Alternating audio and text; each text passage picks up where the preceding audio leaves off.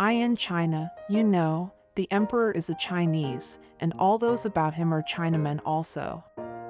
The story I am going to tell you happened a great many years ago, so it is well to hear it now before it is forgotten.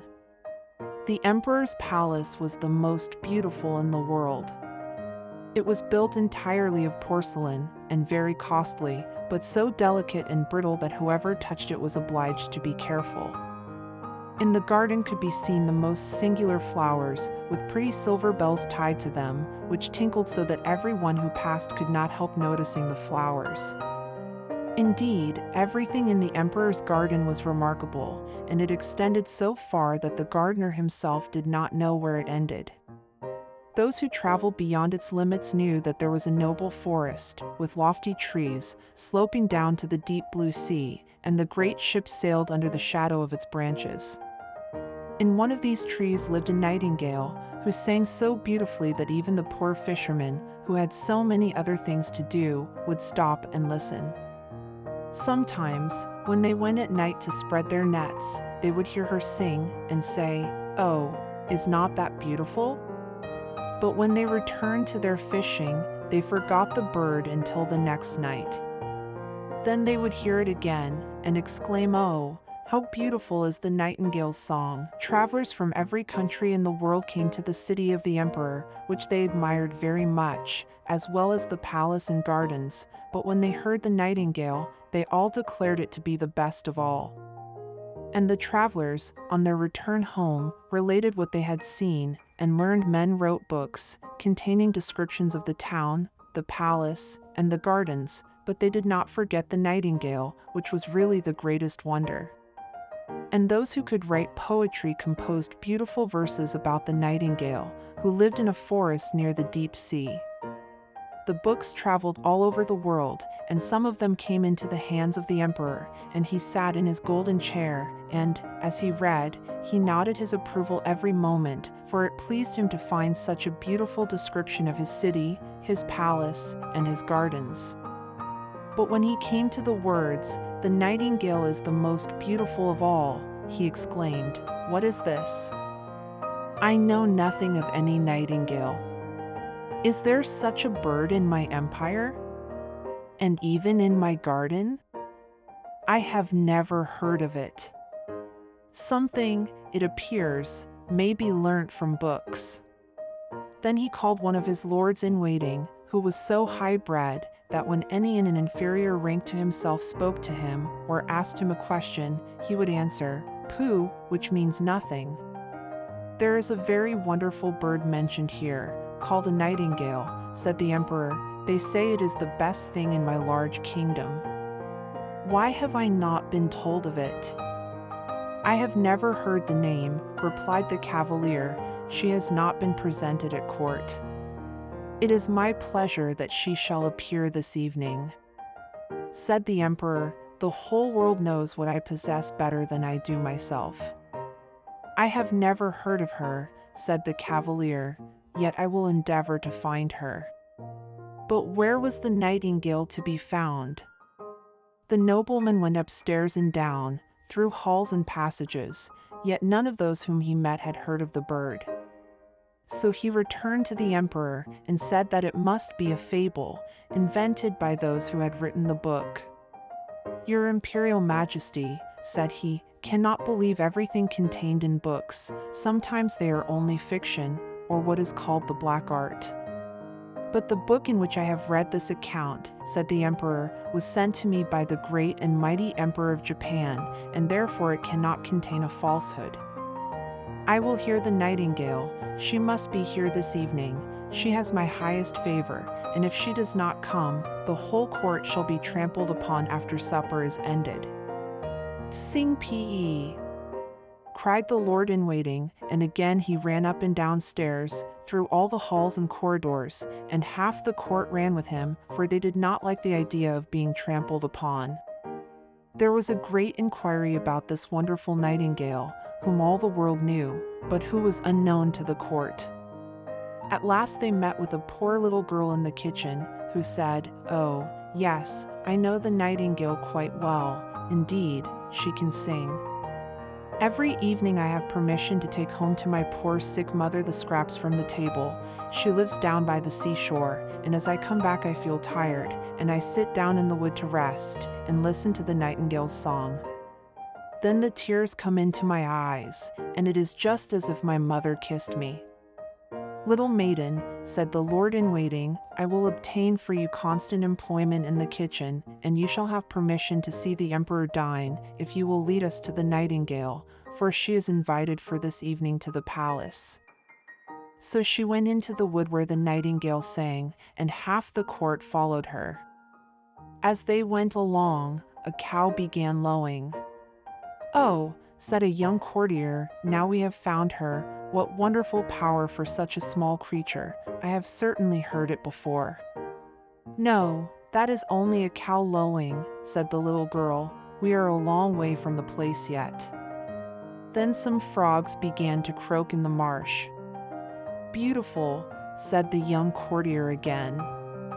Now I hear it, tinkling like little church bells. No, those are frogs, said the little maiden, but I think we shall soon hear her now, and presently the nightingale began to sing. Hark, hark!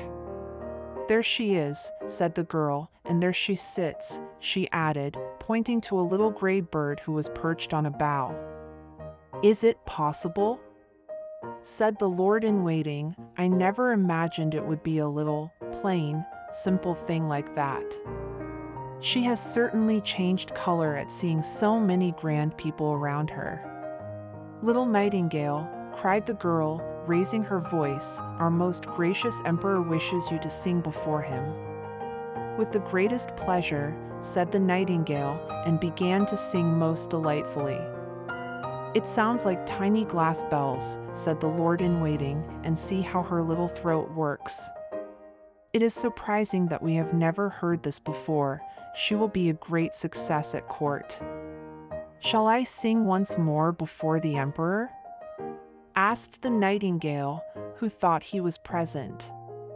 My excellent little nightingale, said the courtier, I have the great pleasure of inviting you to a court festival this evening, where you will gain imperial favor by your charming song. My song sounds best in the green wood, said the bird, but still she came willingly when she heard the emperor's wish. The palace was elegantly decorated for the occasion. The walls and floors of porcelain glittered in the light of 1,000 lamps. Beautiful flowers, round which little bells were tied, stood in the corridors. What with the running to and fro and the draught, these bells tinkled so loudly that no one could speak to be heard. In the center of the great hall, a golden perch had been fixed for the nightingale to sit on. The whole court was present, and the little kitchen maid had received permission to stand by the door. She was not installed as a real court cook. All were in full dress, and every eye was turned to the little gray bird when the emperor nodded to her to begin. The nightingale sang so sweetly that the tears came into the emperor's eyes, and then rolled down his cheeks, as her song became still more touching and went to everyone's heart. The emperor was so delighted that he declared the nightingale should have his gold slipper to wear round her neck, but she declined the honor with thanks. She had been sufficiently rewarded already. I have seen tears in an emperor's eyes, she said, that is my richest reward. An emperor's tears have wonderful power, and are quite sufficient honor for me, and then she sang again more enchantingly than ever. That singing is a lovely gift, said the ladies of the court to each other, and then they took water in their mouths to make them utter the gurgling sounds of the nightingale when they spoke to anyone, so they might fancy themselves nightingales. And the footmen and chambermaids also expressed their satisfaction, which is saying a great deal, for they are very difficult to please. In fact, the nightingale's visit was most successful. She was now to remain at court, to have her own cage, with liberty to go out twice a day, and once during the night. 12 servants were appointed to attend her on these occasions, who each held her by a silken string fastened to her leg. There was certainly not much pleasure in this kind of flying. The whole city spoke of the wonderful bird, and when two people met, one said nightingale and the other said gale, and they understood what was meant, for nothing else was talked of. 11 peddlers' children were named after her, but none of them could sing a note. One day the emperor received a large packet on which was written "The Nightingale." "Here is no doubt a new book about our celebrated bird," said the emperor. But instead of a book, it was a work of art contained in a casket, an artificial nightingale made to look like a living one, and covered all over with diamonds, rubies, and sapphires. As soon as the artificial bird was wound up, it could sing like the real one, and could move its tail up and down, which sparkled with silver and gold. Round its neck hung a piece of ribbon, on which was written, "The Emperor of Japan's nightingale is poor compared with that of the Emperor of China's point one." "This is very beautiful," exclaimed all who saw it, and he who had brought the artificial bird received the title of Imperial Nightingale Bringer-in-Chief. "Now they must sing together," said the court, "and what a duet it will be." But they did not get on well, for the real nightingale sang in its own natural way, but the artificial bird sang only waltzes. "That is not a fault," said the music master, "it is quite perfect to my taste." So then it had to sing alone, and was as successful as the real bird. Besides, it was so much prettier to look at, for it sparkled like bracelets and breastpins. 33 times did it sing the same tunes without being tired. The people would gladly have heard it again, but the emperor said the living nightingale ought to sing something. But where was she? No one had noticed her when she flew out at the open window, back to her own green woods. "What strange conduct," said the emperor, when her flight had been discovered, and all the courtiers blamed her, and said she was a very ungrateful creature. "But we have the best bird after all," said one, and then they would have the bird sing again, although it was the 34th time they had listened to the same piece, and even then they had not learnt it, for it was rather difficult. But the music master praised the bird in the highest degree, and even asserted that it was better than a real nightingale, not only in its dress and the beautiful diamonds, but also in its musical power. "For you must perceive, my chief lord and emperor, that with a real nightingale we can never tell what is going to be sung, but with this bird everything is settled. It can be opened and explained, so that people may understand how the waltzes are formed, and why one note follows upon another." "This is exactly what we think," they all replied, and then the music master received permission to exhibit the bird to the people on the following Sunday, and the emperor commanded that they should be present to hear it sing. When they heard it they were like people intoxicated, however it must have been with drinking tea, which is quite a Chinese custom. They all said "Oh," and held up their forefingers and nodded, but a poor fisherman, who had heard the real nightingale, said, "It sounds prettily enough, and the melodies are all alike, yet there seems something wanting, I cannot exactly tell what." And after this the real nightingale was banished from the empire, and the artificial bird placed on a silk cushion close to the emperor's bed. The presents of gold and precious stones which had been received with it were round the bird, and it was now advanced to the title of Little Imperial Toilet Singer, and to the rank of number 1 on the left hand, for the emperor considered the left side, on which the heart lies, as the most noble, and the heart of an emperor is in the same place as that of other people. The music master wrote a work, in 25 volumes, about the artificial bird, which was very learned and very long, and full of the most difficult Chinese words, yet all the people said they had read it, and understood it, for fear of being thought stupid and having their bodies trampled upon. So a year passed, and the emperor, the court, and all the other Chinese knew every little turn in the artificial bird's song, and for that same reason it pleased them better. They could sing with the bird, which they often did. The street boys sang, "Zzz, cluck, cluck, cluck," and the emperor himself could sing it also. It was really most amusing. One evening, when the artificial bird was singing its best, and the emperor lay in bed listening to it, something inside the bird sounded whiz. Then a spring cracked. Whirr went all the wheels, running round, and then the music stopped. The emperor immediately sprang out of bed, and called for his physician, but what could he do? Then they sent for a watchmaker, and, after a great deal of talking and examination, the bird was put into something like order, but he said that it must be used very carefully, as the barrels were worn, and it would be impossible to put in new ones without injuring the music. Now there was great sorrow, as the bird could only be allowed to play once a year, and even that was dangerous for the works inside it. Then the music master made a little speech, full of hard words, and declared that the bird was as good as ever, and, of course, no one contradicted him. 5 years passed, and then a real grief came upon the land. The Chinese really were fond of their emperor, and he now lay so ill that he was not expected to live.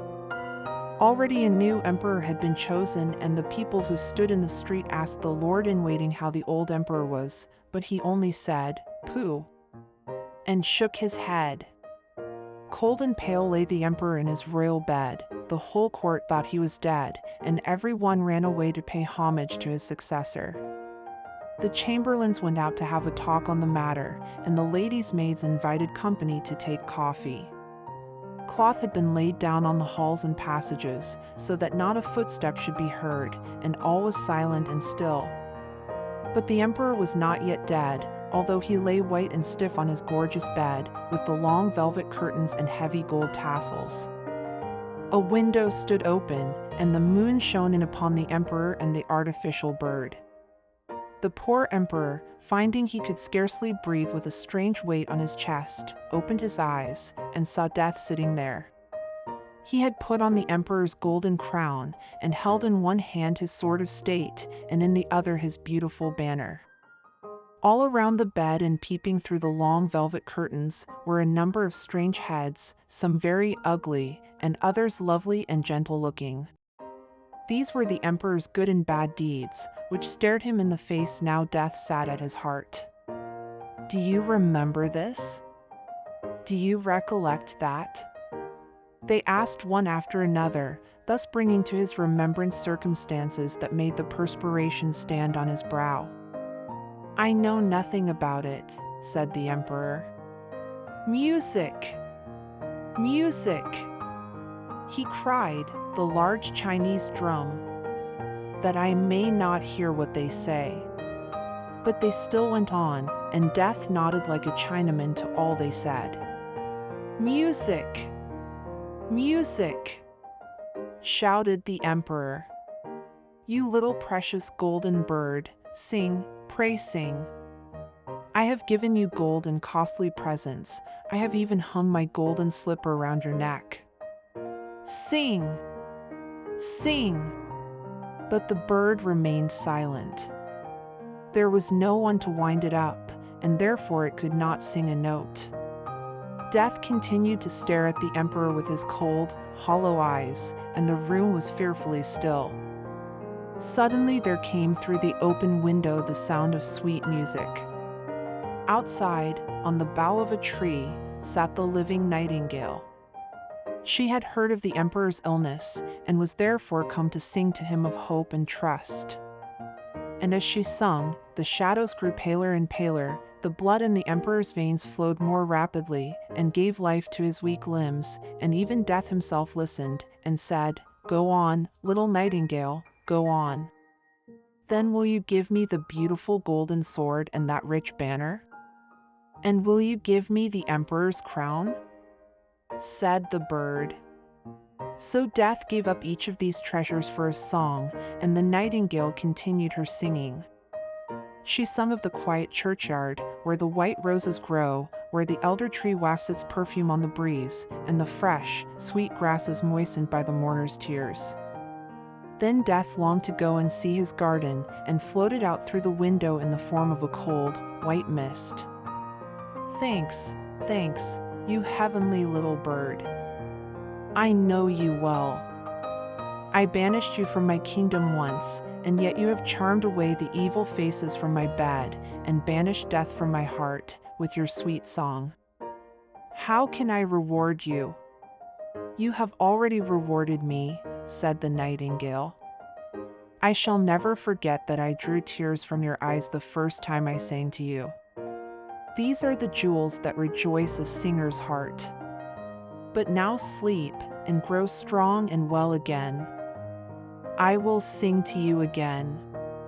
And as she sung, the emperor fell into a sweet sleep, and how mild and refreshing that slumber was.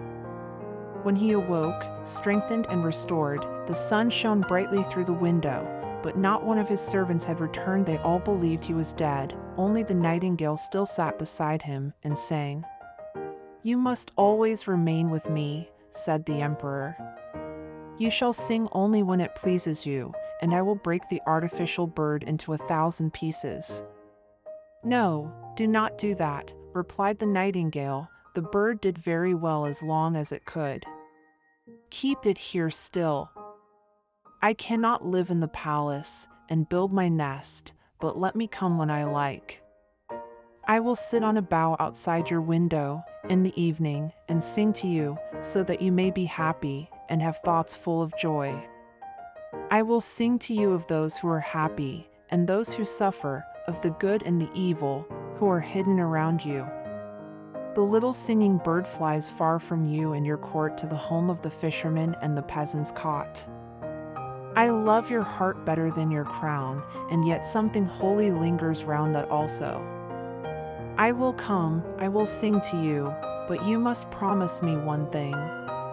"Everything," said the emperor, who, having dressed himself in his imperial robes, stood with the hand that held the heavy golden sword pressed to his heart.